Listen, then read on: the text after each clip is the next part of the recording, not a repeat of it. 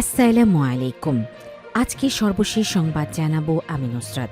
প্রথমেই জানিয়ে দেব সংবাদ শিরোনাম। এবার কেন্দ্র দখল হলে কেউ ছাড় পাবে না, বললেন স্বরাষ্ট্র উপদেষ্টা। হত্যার হুমকি, গানম্যান চেয়ে আবেদন রাঙামাটি স্বতন্ত্র প্রার্থী পহেলা চাকমার।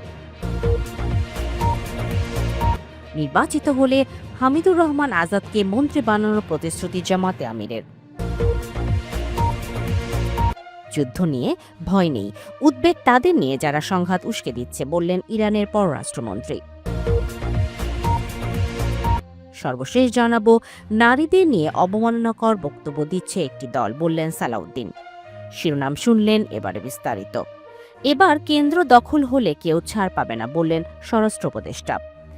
এবার যদি কোথাও কেন্দ্র দখল হয় কেউ ছাড় পাবে না বলে হুঁশিয়ারি দিয়েছেন অন্তর্বর্তী সরকারের স্বরাষ্ট্র উপদেষ্টা লেফটেন্যান্ট জেনারেল অবসরপ্রাপ্ত মোহাম্মদ জাহাঙ্গীর আলম চৌধুরী। তিনি বলেন, কেন্দ্র দখল যেন না হয় সেজন্য এবার সিসিটিভি ক্যামেরা লাগানো হচ্ছে। পুলিশকে 25,700 বডি ওর্ন ক্যামেরা দিচ্ছি, ড্রোন ব্যবহার করছি।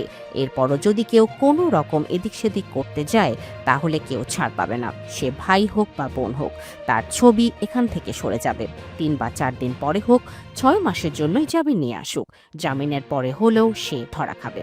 সোমবার 2রা ফেব্রুয়ারি বিকেল 5:30টার দিকে ময়মনসিংহ সিটি কর্পোরেশনের শাহাবুদ্দিন মিলনায়তনে ত্রয়োদশ জাতীয় সংসদ নির্বাচন ও গণভোট সুষ্ঠুভাবে সম্পাদনের লক্ষ্যে বিভাগীয় প্রশাসনের সঙ্গে আইন শৃঙ্খলা বিষয়ক প্রস্তুতি সভা শেষে তিনি সাংবাদিকদের এসব কথা বলেন।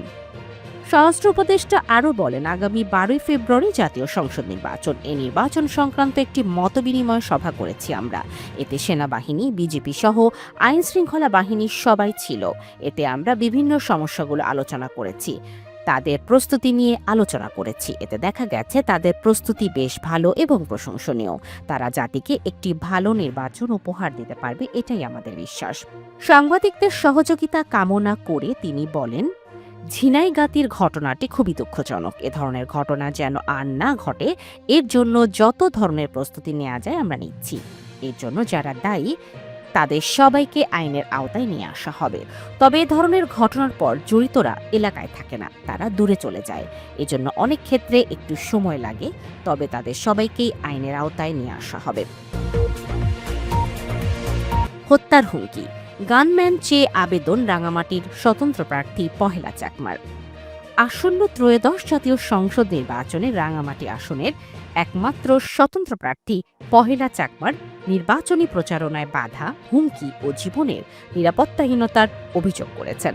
এর প্রেক্ষিতে তিনি একজন গানম্যানের জন্য রাঙামাটি জেলার রিটার্নিং কর্মকর্তার কাছে লিখিত আবেদন করেছেন। সোমবার 2রা ফেব্রুয়ারি সকালে রাঙামাটি জেলা প্রশাসক ও রিটার্নিং কর্মকর্তার কার্যালয়ে তিনি এই আবেদন করেন। রাঙামাটি রিটার্নিং অফিসার কার্যালয়ের বর্তমান ম্যাজিস্ট্রেট মৈত্রী রায় তার আবেদন গ্রহণ করেছেন এবং এই বিষয়ে কার্যকর ব্যবস্থা গ্রহণ করবেন বলে জানান। পহেলা চাকমা জানান, এর আগে গত 17 জানুয়ারি রাঙামাটির কোতোয়ালি থানায় জিডি করেছেন। তখন সংবাদ সম্মেলনে হুমকির কারণে গানম্যান নয়, প্রচারণায় প্রশাসনের নজরদারিতে রাখলেই হবে এমনটাই দাবি জানিয়েছেন। কিন্তু পরিস্থিতি স্বাভাবিক না হওয়ায় আজকে গানম্যান দেওয়ার জন্য আবেদন করেছেন। পহেলা চাকমার অভিযোগে আরও জানান, নির্বাচন থেকে সরে দাঁড়াতে তাকে এবং তার পরিবারের সদস্যদের প্রকাশ্যে হত্যার হুমকি ও ভয়ভীতি দেখানো হচ্ছে।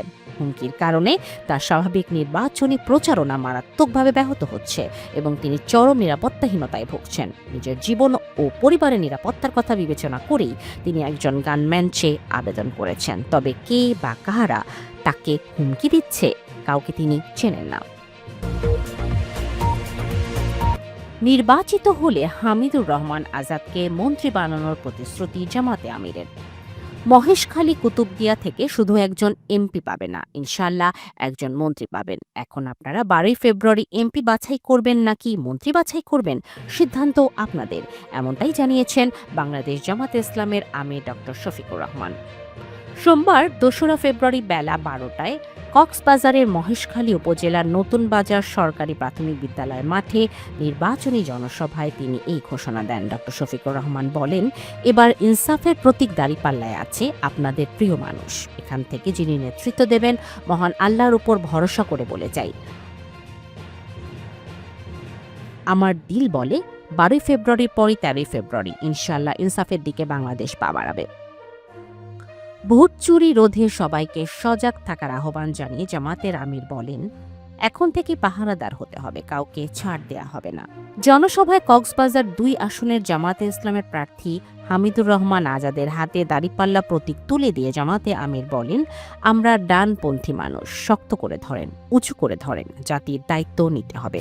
এ সময় জামাতে আমির উপস্থিত নেতাকর্মীদের নিয়ে দাঁড়িপাল্লা প্রতীকের পক্ষে নানা স্লোগান দেন। ইনশাআল্লাহ দাঁড়িপাল্লা, মাশাআল্লাহ দাঁড়িপাল্লা, 12 ফেব্রুয়ারি দাঁড়িপাল্লা, সকাল সন্ধ্যার দাঁড়িপাল্লা, বিজয় মালা দাঁড়িপাল্লা।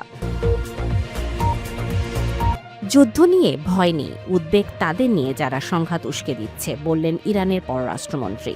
ইরানের পররাষ্ট্রমন্ত্রী সৈয়দ আব্বাস আরাকচি বলেছেন, যুক্তরাষ্ট্রের সঙ্গে সম্ভাব্য যুদ্ধে ইরান ভয় পাচ্ছে না, বরং উদ্বেগের বিষয় হল এমন কিছু গোষ্ঠী ও স্বার্থান্বেষী মহল যারা ইরান ও যুক্তরাষ্ট্রকে যুদ্ধের মুখোমুখি অবস্থানে ঠেলে দিতে সক্রিয় ভূমিকা রাখছে। ইরানের পররাষ্ট্রমন্ত্রী সৈয়দ আব্বাস আরাকচি রোববার মার্কিন সংবাদ মাধ্যম CNN-কে দেয়া এক সাক্ষাৎকারে এসব কথা বলেন। তিনি জানান, যুদ্ধ নয়, বরং ইরান ইস্যুতে ওয়াশিংটনের সিদ্ধান্ত গ্রহণ প্রক্রিয়া নিয়ে তারা বেশ উদ্বিগ্ন।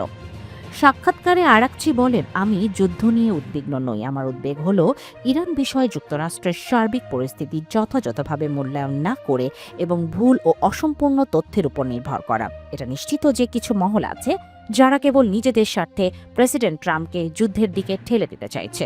তিনি আশা প্রকাশ করে বলেন, প্রেসিডেন্ট ডোনাল্ড ট্রাম্প যে কোনো সিদ্ধান্ত নেয়ার আগে অন্যের প্রভাবের বাইরে থেকে নিজে চিন্তাভাবনা করবেন। যুক্তরাষ্ট্রের সঙ্গে সংলাপ প্রসঙ্গে ইরানের পররাষ্ট্রমন্ত্রী বলেন, একটি অর্থপূর্ণ আলোচনার প্রধান শর্ত হল পারস্পরিক আস্থা, কিন্তু দুর্ভাগ্যজনকভাবে আলোচনার অংশীদার হিসেবে যুক্তরাষ্ট্রের ওপর থেকে ইরান সেই আস্থা হারিয়ে ফেলেছে। তিনি বলেন, যে কোনো সংলাপের আগে প্রথম কাজ হল এই আস্থার সংকট দূর করা। নারীদের নিয়ে অবমাননাকর বক্তব্য দিচ্ছে একটি দল, বললেন সালাউদ্দিন।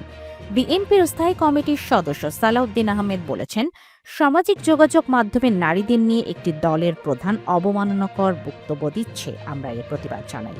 সোমবার 2 ফেব্রুয়ারির সকালে কক্সবাজারের পেকুয়া শহীদ জিয়াউর রহমান উপকূলীয় কলেজ মাঠে পেকুয়া উপজেলার ছাত্রদল আয়োজিত মৌলভী সাইদুল হক স্মৃতি কুইজ প্রতিযোগিতার পুরস্কার বিতরণী অনুষ্ঠানে প্রধান অতিথির বক্তব্যে তিনি এসব কথা বলেন। তিনি বলেন, যারা অবমাননা করে নারী নেতৃত্ব প্রতিষ্ঠিত হোক চায় না, তাদের পক্ষে এদেশের নারী সমাজ থাকতে পারে না।